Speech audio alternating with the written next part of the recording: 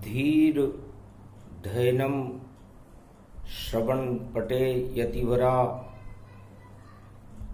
महावाक्य जनार्दन सच्चिदानंद त्वं शरणं ब्रजेश। यादवेन्द्रं दयादाता पुंडरीक्षा क्षीरसागर शयनं कमलनयनं नमस्तुते नमामि श्रीहरि। धैर्य से जिसको धारण किया जाता है, कर्णपटुओं से जिनका पान किया जाता है, ऐसे सच्चिदानंद भगवान श्री यादवेंद्र सरकार को मैं नित्य ही चिंतन करता हूँ, नमन करता हूँ, जिनको नमन करने से मंगल आदि मंगल तो हो ही जाते हैं, साथ ही में बहुत बड़ा बल मिलता है मनुष्यों। जय भोले भंडारी, जय जय जय त्रिपुरारी। कमलेश्वर भोले बाबा अब तो कृपा दिखा जा। कमल रूप वैभव बने नाभि कमल पर आए, विष्णु की नाभि में देखो शिवजी झूले जाए। भगवान शंकर की नाभि में निवास होता है। भगवान विष्णु शयन करे शैया बचती शेष, और शेष शैया नाभि कमल पर बैठे गुरु विशेष। शंकर नाभि कमल में और बैठे वहां पर जाए, अष्ट कमल नव दुर्गा का और शक्ति रहे प्रगटाए। कमल के फूल में अष्ट दुर्गाओं का निवास होता है उमा जी। मणि चक्र की व्याख्या आपको सुना रहा हूं। शुक्रवार का दिन है, फाल्गुन का महीना है, और मणि में ही कणी होती है। तो मणि चक्र नाभि को जानो, और मणि हीरा मणि मानो। तो भगवान विष्णु की नाभि में और शिव शक्ति सदा विराजती है। जब कमल खिलता है विष्णु का, शिव शक्ति वहां प्रगटाती है। तो विष्णु की नाभि में देखो खिले कमल का फूल, और शिव शक्ति बैठी रहे और बैकुंठन में झूल। इष्ट देव है भगवान शंकर। भगवान विष्णु के इष्ट है राम, भगवान विष्णु के इष्ट है शिव, और शिव के इष्ट है भगवान विष्णु मर्यादा पुरुषोत्तम बालक राम। तो मणि चक्र किसे कहते हैं? मणि चक्र नाभि को कहते हैं उमा जी। और आत्मा और परमात्मा दोनों का संबंध इस नाभि से होता है, यहीं से मणि चक्र प्रारंभ होता है। इसे नाभि दर्शन कहते हैं। तो भगवान विष्णु अपनी नाभि में अष्ट दुर्गाओं का और भगवान शंकर का ध्यान करते रहते हैं। और भगवान शंकर तीसरे नेत्र से पूरे त्रिलोक का ध्यान करते रहते हैं। तो भगवान विष्णु भगवान शिव के तीसरे नेत्र से पूरे त्रिलोक को देख लेते हैं। और वेद पाठ शेष शैया पर ब्रह्मा करे दिखाए, और सूर्य की शक्ति ब्रह्म में और गायत्री प्रगटाए। तो ब्रह्म तेज ब्रह्मा जी के पास होता है, और समस्त ब्रह्मांडों की रचयिता ब्रह्मा जी हैं, और सूर्य का प्रकाश भी ब्रह्म शक्ति के द्वारा ब्रह्मा जी फैला देते हैं।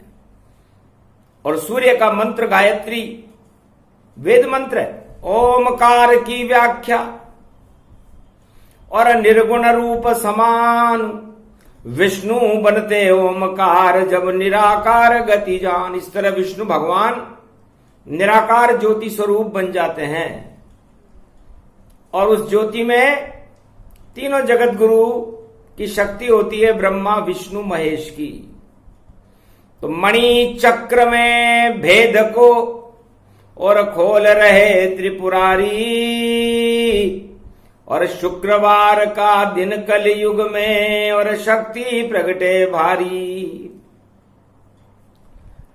तो मणि चक्र को समझाने के लिए हर आदमी यहां पर मणि प्राप्त करना चाहता है। आपके पास सुंदर स्त्री हो जाए तो वह आपकी मणि हो गई, आपके पास कोई राजपाट आ जाए तो आपकी मणि हो गई, आपके पास अचानक कहीं से धन आ जाए तो वह भी आपकी मणि हो गई। तो नाभि चक्र में आदमी, हर मनुष्य, हर आत्मा सबसे ज्यादा अपनी खुशियों को ही देखते हैं, जबकि मणि चक्र खुशियां देखने का कोई आधार स्तंभ नहीं है। दसों इंद्रियों को एक करके आत्मा से जोड़ना मणि चक्र का काम है। और जब दसों इंद्रियां और मन, जीव और आत्मा मिल जाते हैं, तब आत्मदर्शन होता है, जिसे हरि दर्शन कहते हैं। अब जो आत्मा इतनी प्रबल होती है वह आत्मदर्शन करती है। आत्मदर्शन करना ही ईश्वर दर्शन करना है उमा जी। मैं 1.25 अरब की जब समाधि लगाता हूं तो आत्मदर्शन करता हूं। आत्मा को न भूख लगती, न प्यास लगती, न गर्मी लगती, न सर्दी लगती, न बरसात लगती। आत्मा तो निराकार ज्योति स्वरूप है, और उस आत्मा में मैं परमात्मा का दर्शन करता रहता हूं। अरबों गुजर जाए वर्ष, पर पता नहीं चल पाता है। जब मणि चक्र खुल जाता है तो राम सामने आता है। तो सामने मेरे आते हैं, और अब देखो बालक राम, मणि चक्र में दर्शन उनके, और शिव करते हैं प्रणाम। भगवान शंकर बालक राम जो उनके इष्ट देव हैं उनको प्रणाम करते रहते हैं। ये हमारा मणि चक्र है। और भगवान विष्णु का मणि चक्र बड़ा अद्भुत है। उन शेष शैया पर जब उनकी नाभि में जो कमल खिलता है उसमें शिव जी विराजमान रहते हैं, और वेद मंत्रों की बरसात ब्रह्मा जी करते रहते हैं। तो सोचो भगवान विष्णु तो निराकार ज्योति स्वरूप ब्रह्ममय है। तो सिया राम में सब जग जानी, करऊं प्रणाम जोरी जुग पानी। इसलिए भगवान विष्णु भी आदिदेव महादेव महाशक्ति को, और उस तीसरे नेत्र से ज्ञान का अवलोकन करते रहते हैं। शिव नाम ज्ञान से है, शिव नाम कल्याण से है, और सारी सृष्टि का कल्याण करते रहते हैं। और ब्रह्म, पूरे त्रिलोक का जो ब्रह्मांड है उसमें सूर्य जैसा जो तेज है, वहां पर ओमकार शब्द की झनकार उठती रहती है वैकुंठ में। और उस ओमकार की झनकार का श्रवण भगवान विष्णु शेष शैया पर करते रहते हैं। शेष शैया का मतलब जब सारी शैयाएं बेकार हो जाती हैं तो सबसे बड़ी शैया शेष शैया होती है, जहां पर भगवान विष्णु विराजमान रहते हैं। शेष नाग पर विराजमान होकर पूरे त्रिलोक का पालन करने वाले नारायण को वाणी भी प्रणाम करती है और मैं भी प्रणाम करता हूं।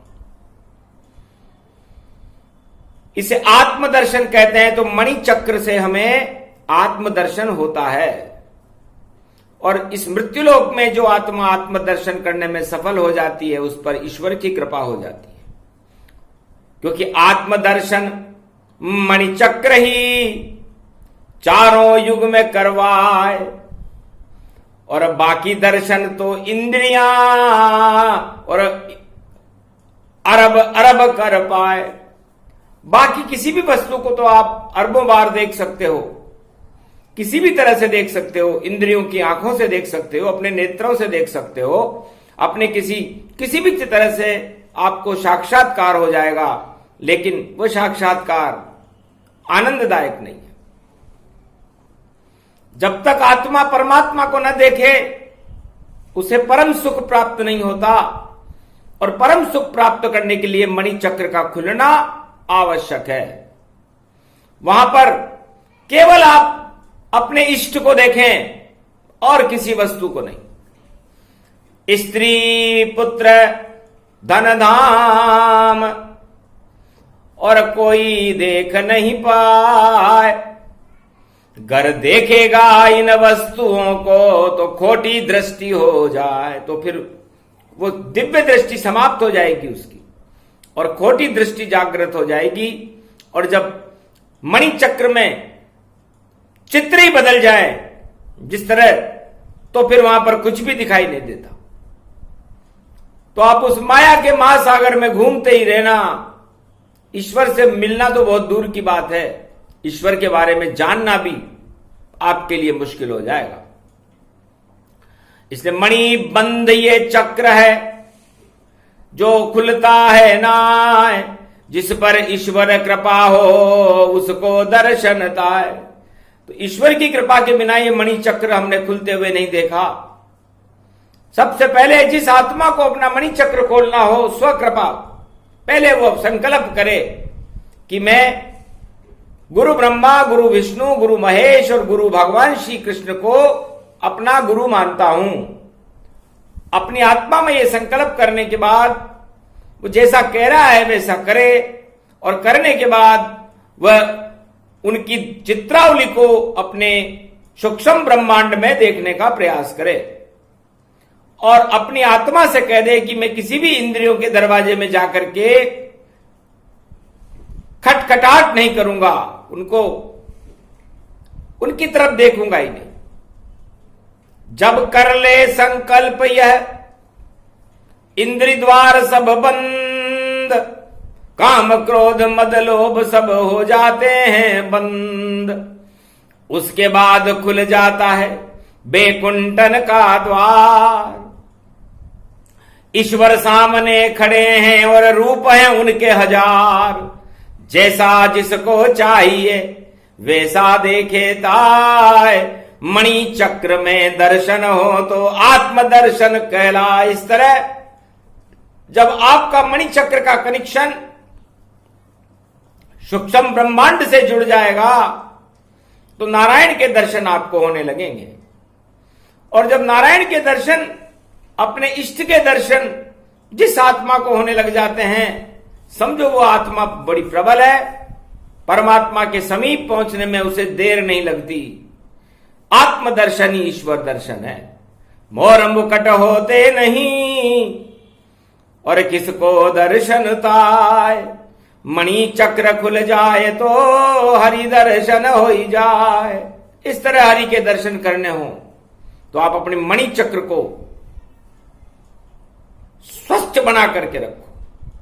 किसी भोग का प्रवेश वहां नहीं होना चाहिए, अशुभ संकल्प का प्रवेश नाभि में नहीं होना चाहिए, क्योंकि जो नाभि में संकल्प करोगे वो संकल्प सूक्ष्म ब्रह्मांड में जाकर के सत्य हो जाएगा। तो आप असत्य संकल्प नाभि में करोगे तो असत्य भी सत्य हो जाएगा और वह असत्य ही रहेगा। इसे भ्रम बुद्धि को छोड़िए, काम क्रोध मद लोभ और त्याग दो भोगों को, तो बन जाएगा योग सियावर रामचंद्र शंकर हरिओ।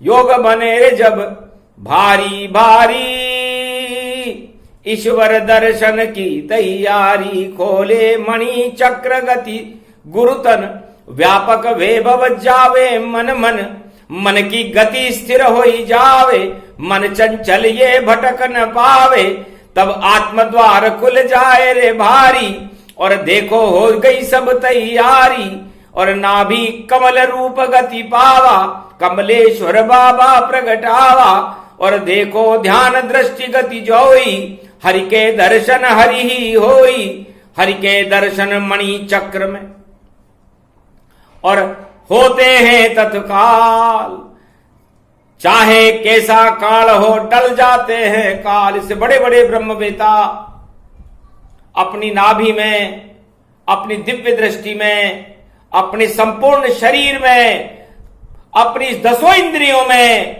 एक ही इंद्री बना करके एक ही रस का पान करते हैं, उसे कहते हैं हरि दर्शन। और बाकी तो सब मरी दर्शन है। मरी मरी सब वासना, मरा मरा सब रूप, मरा काम और क्रोध है, और लुट जाए दिव्य स्वरूप। तो इस मृत्युलोक में तो बाकी सभी चीजें मर जाती हैं, इंद्रियों के भोग भी मर जाते हैं, काम वासनाएं भी मर जाती हैं। जीवित रहता है तो केवल परमात्मा जीवित रहता है, आत्मा जीवित रहती है, क्योंकि आत्मा कभी नहीं मरती, परमात्मा कभी नहीं मरते। लेकिन आत्मा भोग भोगने के लिए जब मृत्युलोक में आती है तो परमात्मा से दूर होकर के भोगों के समीप चली जाती है, और यही उसकी मृत्यु का कारण है। भगवान शंकर कहते हैं, उमा जी आपको भी एक बार आत्मदाह करना पड़ा था, क्योंकि आपके अंदर ग्लानि हो गई थी, और ग्लानि इसलिए हुई कि आपके पिता ने आपका सम्मान नहीं किया। राजा दक्ष के यज्ञ में आपको बिना बुलाए जाना पड़ा, और उस यज्ञ में जब आपने अपने पति का स्थान और आसन भी नहीं देखा, तो आपको सारे समाज के सामने, अपने परिवार के सामने और पूरे धर्म समाज के सामने आत्म ग्लानि का अनुभव करना पड़ा। तब आपने सोचा कि ये सी आत्मा किस काम की, कैसा पिता ये जान, और नहीं दिया अपनी पुत्री को और धर्म सभा सम्मान। इस धर्म सभा में जहां मेरे पति का कोई सम्मान नहीं, अपनी पुत्री का कोई सम्मान नहीं, ऐसी आत्मा को जीवित रखने से क्या फायदा। अग्निदाह कर लिया रे भवानी, और पहुंचे शिवगण भद्रहु जानी। भद्रगण वहां पहुंच गए, यज्ञ भंग हो जाए, और जला ली आत्मा, और शैलपुत्री बन जाए। हिमाचल में आपका जन्म हुआ। तो जब आत्मा को ग्लानि होती है तब उसका पुनर्जन्म होता है। जब भोगों के प्रति उसकी ग्लानि होती है तो आत्मा मृत्यु के समीप पहुंच जाती है और उसका पुनर्जन्म हो जाता है, और फिर उसे मणि चक्र खोलना पड़ता है। इसलिए आप बार बार अपने मणि चक्र को खोलने का प्रयास क्यों करते हो? आप जीवन में जैसे ही आत्मा परमात्मा से अलग होकर मृत्युलोक में आए, अपने मणि चक्र में अपनी इंद्रियों के सभी भोगों को बंद कर दो। सारे संकल्प जो खोटे और आपके लिए घातक है और आपके शत्रु है, उनको बुलाना बंद कर दो, और केवल हरि का दर्शन करो, हरि का ध्यान करो, और मन जीव और आत्मा को मिला करके और नाभि चक्र और 10 इंद्रियों में, 10 द्वारों में भगवान के चरित्रावली का चरित्रांकन करते हुए उनके नामों का जाप करते रहो, तो आपका मणि चक्र खुल जाएगा। सबसे बड़ा चक्र इस त्रिलोक में है तो आपकी नाभि में है, क्योंकि आपका नाभि से पहले आपका जन्म भगवान से था, फिर भगवान ने आपकी आत्मा को मां के गर्भ में डाला, और वो जब मां के गर्भ से नाभि कटी तब आपका जन्म हुआ। और जब आप भी किसी को जन्म दोगे तो वो आपकी नाभि में आ जाएगा और वो भी कट जाएगा, और ये चक्र चलता रहता है। इसे मणि चक्र कहते हैं। और कौस्तुभ मणि भगवान विष्णु धारण करते हैं, भगवान कृष्ण धारण करते हैं। तो कौस्तुभ मणि हो आत्मा, सब आत्मा वहां समान। और जो भी छिटके कौस्तुभ मणि से मृत्यु लोक में जान। तो कौस्तुभ मणि में सारी आत्माएं सुरक्षित रहती हैं त्रिलोक की। और जब भगवान की कौस्तुभ मणि में से कोई नगीना गिर जाता है तो वो नगीना आसमान से जमीन पर मृत्यु लोक में आ जाता है। और वो नगीना कौस्तुभ मणि नहीं हो सकता, लेकिन कौस्तुभ मणि के गुण उसमें होते हैं। तो वो चाहे तो अपना मणि चक्र खोल करके, क्योंकि उसमें वो प्रकाश होता है, और उस प्रकाश के बल पर वो अपने 10 इंद्रियों के भोगों को बंद कर ले तो योग जागृत हो जाएगा। और योग जागृत होकर के वो नगीना वापस वो आत्मा परमात्मा के पास चली जाएगी। इसे योग कहते हैं, मणि योग कहते हैं। और शुक्र और राहु माया है और शुक्राचार्य गुरु है, देव गुरु। तो शुक्राचार्य और राहु मिलकर के नागमणि बन जाते हैं और नागमणि माया में ले जाती है। इसलिए यदि आपको माया में रहना हो तो शुक्र और राहु बनकर के इस मृत्युलोक के भोगों को भोगते रहो और जीवन बार बार लेते रहो और मरते रहो।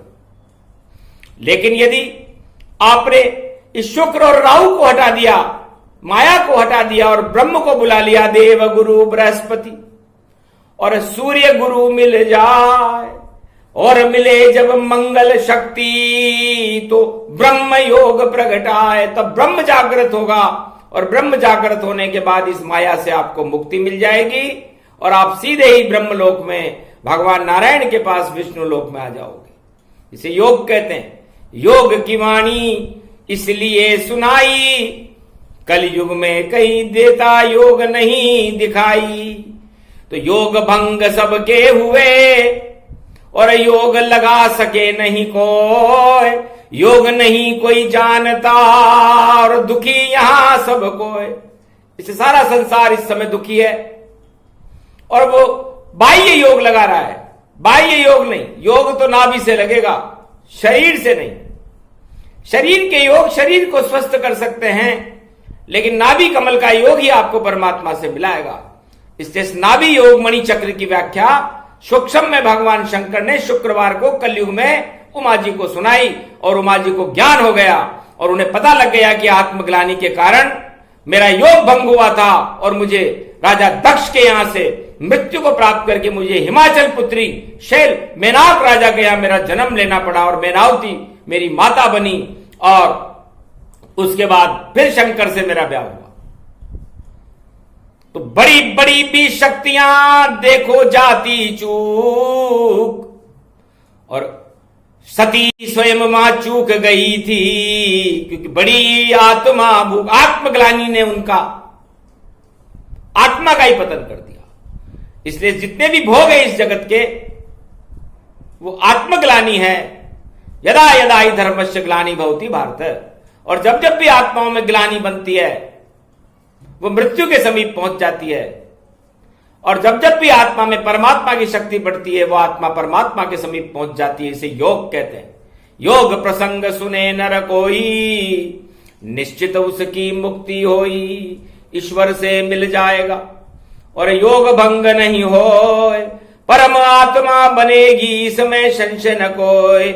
मणि चक्र की वाणी को सुन ले भारत में नर नारी, अरे कुंभ पर्व पड़ रहा है भारी, दर्शन हो तैयारी। तो भगवान के दर्शन उसे कुंभ में ही हो जाते हैं, आत्मा में हो जाते हैं। घर बैठे दर्शन होते हैं जब मणि चक्र खुल जाता है और जब परमात्मा से योग लगा आत्मा का तो ईश्वर नाभि में आता है, तो नाभि कमल खिल जाता है और दर्शन उसको हो। मणि चक्र की व्याख्या और वाणी कर रही जो, इसलिए वाणी ने ये कलयुग में व्याख्या सुनाई, योग के सूक्ष्म अंश बताए, सुने सुनाए जो प्रसंग उसका मंगल हो, निश्चित मुक्ति होएगी और बोले शिवतन जो। इसे भगवान शंकर कहते हैं कि उन भक्तों का कल्याण होगा जो अपना मणि चक्र खोलेंगे और काम क्रोध मद लोभ चक्र और इंद्रियों के चक्र को बंद करके भगवान से मिलने का प्रयास करके आत्म दर्शन करने का प्रयास करेंगे। तो भारत और भारतीयों का और भक्तों का कल्याण होगा। बोलो जय शिव शक्ति।